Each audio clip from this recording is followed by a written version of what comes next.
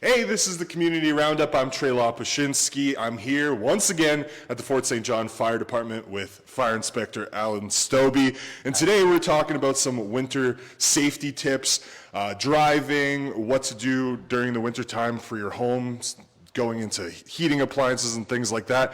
So we'll start off there, Alyn. Sure. For residents who maybe are unsure of how to prepare their home for the winter time, what do you suggest to them specifically with, some of the added equipment that they might bring in their home, such as heating and things like that? Yeah, so like heating, space heaters, right? Make sure you got a meter clearance all the way around them. Put your hands out and do the circle. Like, make sure you got clearances around them because they can start fires. Extension cords, we're starting to use more of those. Make sure they're not pinched, frayed, cut. Make sure they're all intact. And if they are damaged, give them the old pitch. Grab some new ones. Give them the old pitch. Yeah.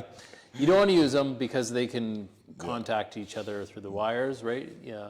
If the insulation's damaged, so you can actually get fires happening. Yeah, so if any wire's showing, you're saying it's potential for a yeah, fire. like if it's been pinched in a door or something, you're probably going to get a contact through that, or highly likely anyhow.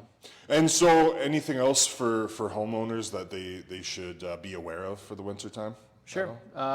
For furnaces, Yeah. make sure you get them serviced, right? Make sure they're clean, make sure those filters, you got clean filters in there, the air movement's good.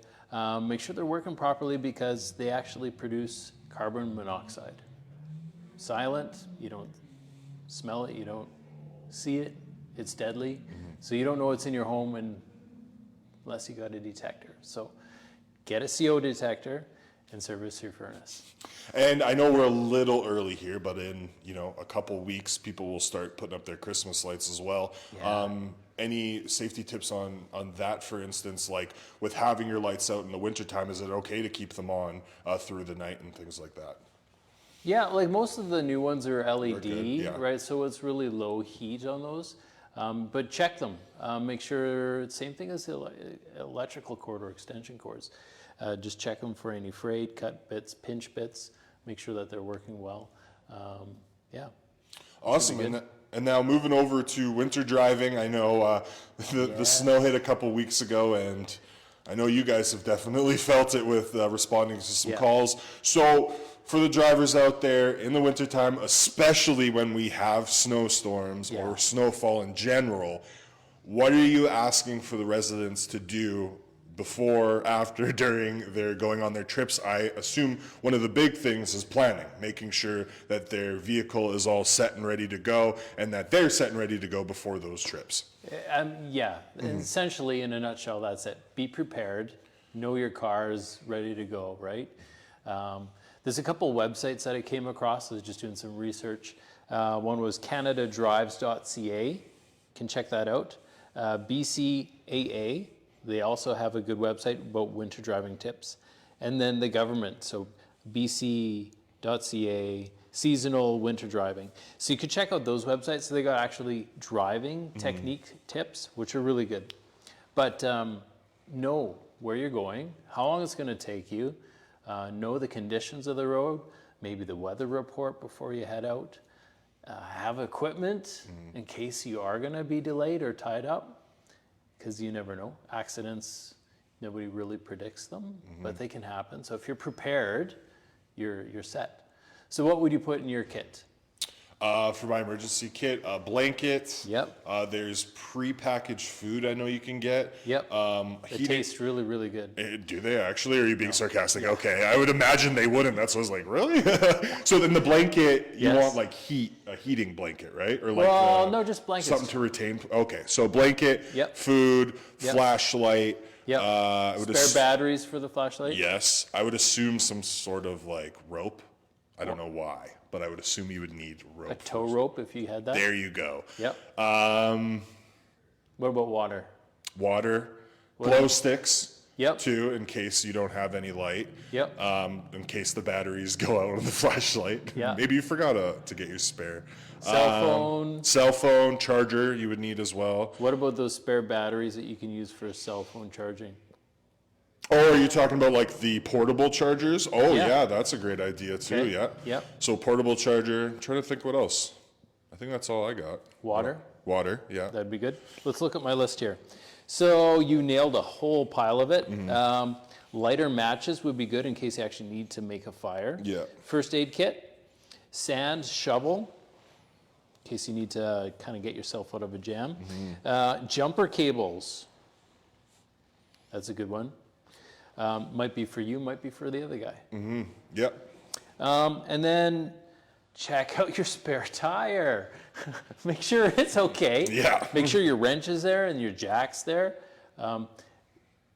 Chances are, if you got a brand new car, you don't even know where those things are.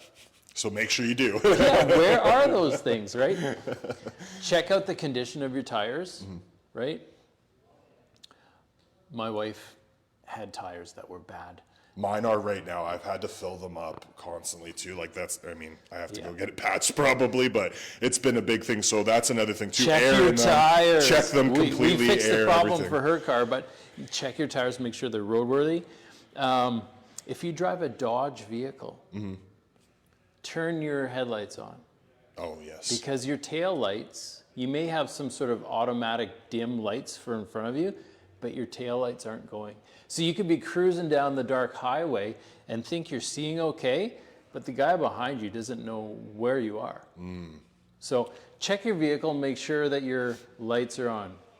And so for the emergency kits, like most of these things might already be in someone's vehicle, but you would suggest like not just for the winter, like we should have emergency kits in our vehicle at all times, right? For sure. Yeah. Just throw it in the trunk or the box, whatever. Yep, it's good to have. And then one other thing I see on your list here is CO monoxide, so CO2 poisoning. So is that more so being cautious when you're preheating your vehicle in the mornings type of thing? Or, I mean, that's one of the factors in there? Okay. Yeah, a lot of people, like in the winter, you got -20, you're going to start your vehicle before you take off, right? Don't do it in an enclosed space. Don't do it in your garage. That would be bad. Carbon monoxide builds up. It's a silent killer.